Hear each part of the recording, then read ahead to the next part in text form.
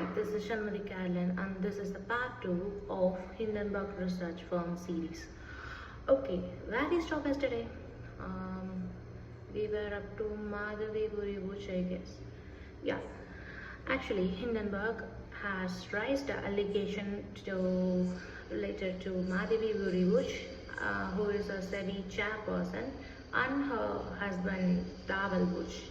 Okay, before getting into it, we need to see what was the allegation that was previously placed by Hindenburg about Adani, because it's somehow related. Adani, Madhabi Bush, and then IIFL. It's a financial wealth management company.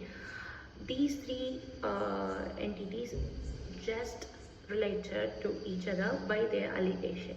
Okay, first of all, we need to see what was Adani's Adani Group allegations by Hindenburg. Let me show you. Actually, in the report, they have mentioned that they have used convoluted fund structure. Convoluted fund structure is a multi-layer fund structure. They just use for letting the fund flow, letting the illegal money flow into the business. It's literally nothing but turning the black into white. Okay. To know about the convoluted fund structure, you're supposed to know this layer. Okay, can you see it? I guess it is mirrored in the video. Okay, let me tell it in oral. Okay, here the master fund is there. From the master fund, there will be other sub funds. Fund A, Fund B, Fund C. It may be the investment on startup, bonds, or equity. Okay, and then from the fund, it will be divided. It will be sub fund to A1, A2, A3. Okay, these A1, A2, A3 funds may be located in the tax haven countries like Bermuda, Mauritius, and so on. Now, actually, this is the basic layer. Master fund. From the master fund, it will be divided into sub fund, which is fund A, fund B, fund C, and from that fund there will be another sub fund, which is actually geographically different. Okay, the complexity of this structure is structure itself a complexity, and then geographical location, and then legal things means because of the different borders there are a lot of regulations. Now the legal complexity will be also reflected in it.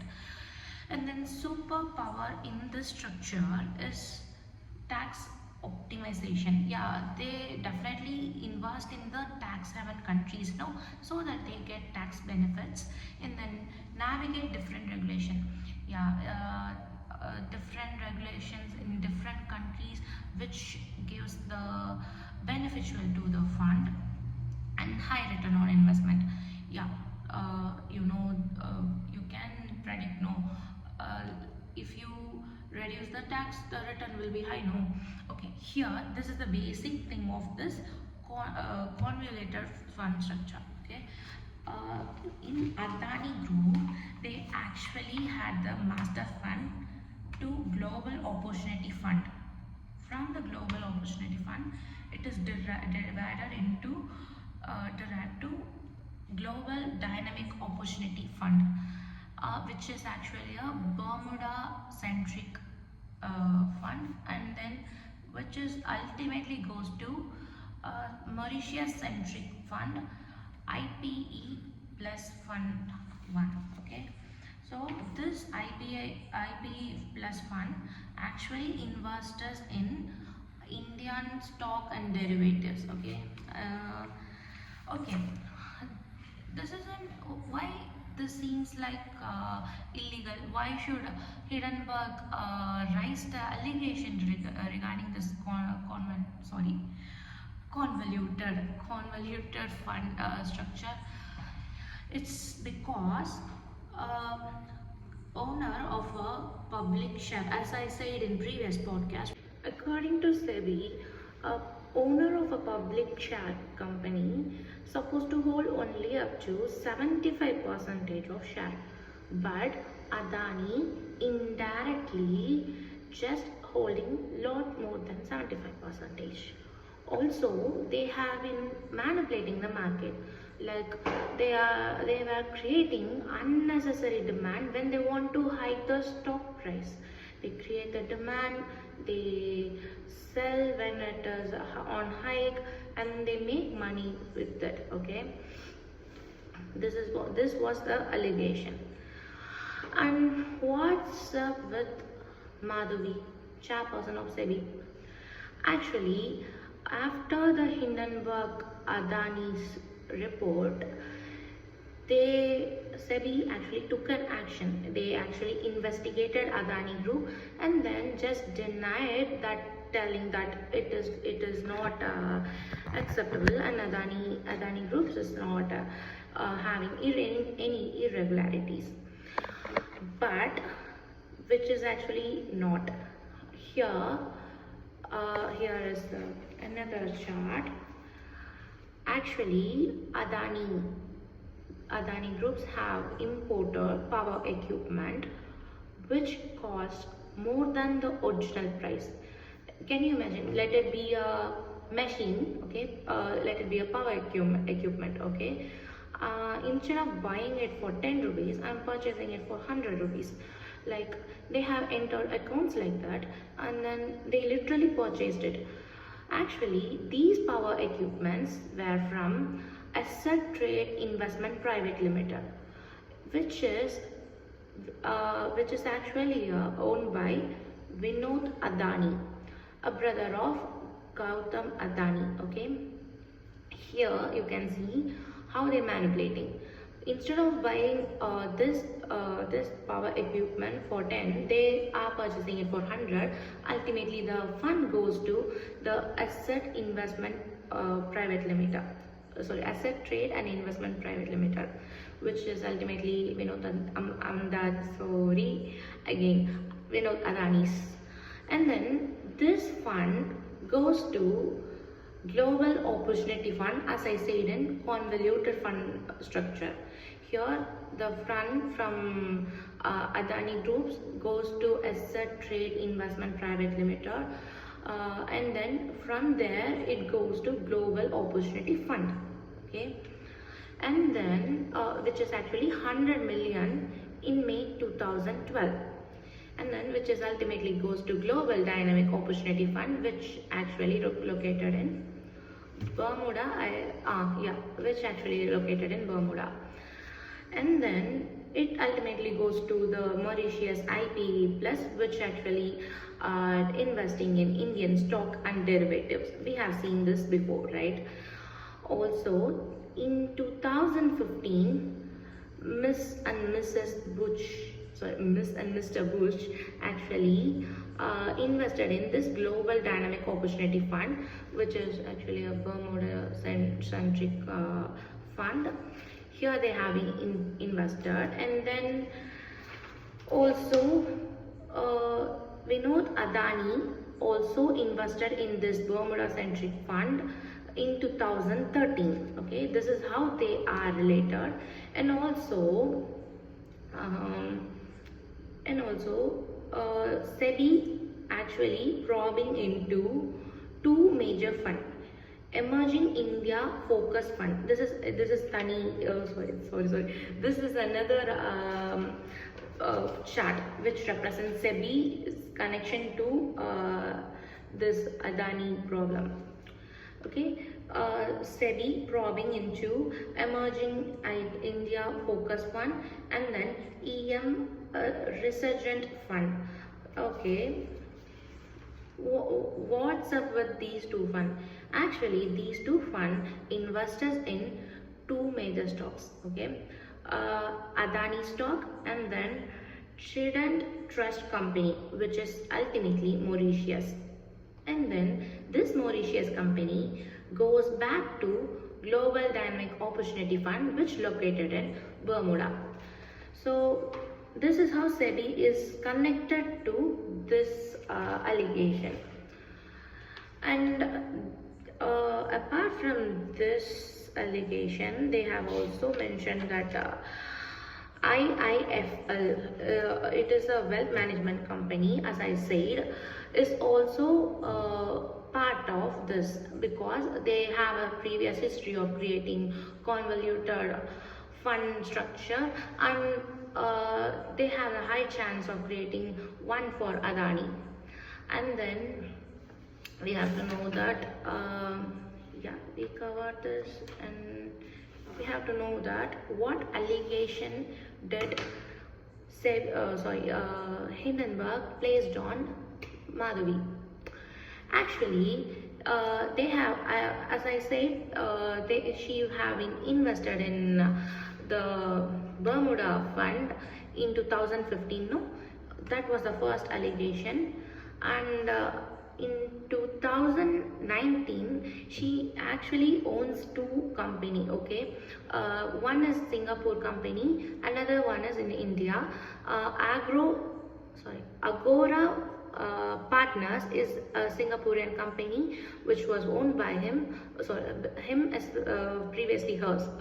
It was now owned by her husband. And then Agora Advisory, which is actually in India, she stated that it has been transferred to her husband, but it was only transferred in the year of 2017, I guess. Yeah. Here, actually, they just raised allegation on this also, and then the second allegation is about her husband's, which is very relatable to the previous one, as I said. Actually, third allegation, Dawal Bush was marketing manager in Unilever, but right now he from 2019, I guess, he became the senior advisory of private equities in Blackstone's. Actually, this allegation it is not allegation, it's a statement here. After becoming a senior advisor here in Blackstone started sponsorship in real estate investment trust, right? Before Wright wasn't enlisted, but in April 1st of 2019, it had been enlisted. They claimed that enlisted for IPO. They claimed that it's because of only Dawal Bush. Sorry, when I talk a lot, I little bit blabber. Okay, Dawal Bush's wife is a SEBI chairperson, so they have some SEBI clearance thing can be happen inside the SEBI. They have been alleged that. So ultimately, this is the second, third allegation they have been enlisted. Also, they have told that even though she told she changed all the companies to her, she transferred it to her husband, but ultimately she used her own email ID for the trade in the company. So actually, they have been replied for this. They denied this statement. Both Mr. and Mrs. Bush denied the statement by telling that they were in 2015, while investing in the Bermuda fund, they were private citizen of Singapore. Also, she said that in 2018 she withdrew all the fund.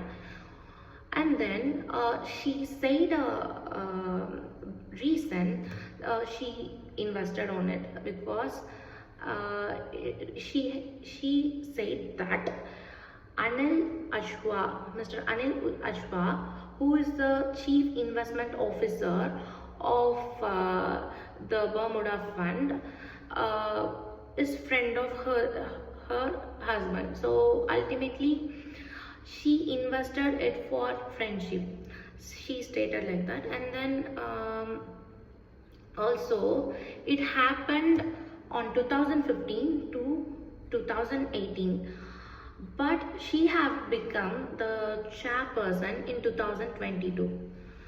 But you have to know that she have joined as a full-time member in 2017. It should be notable.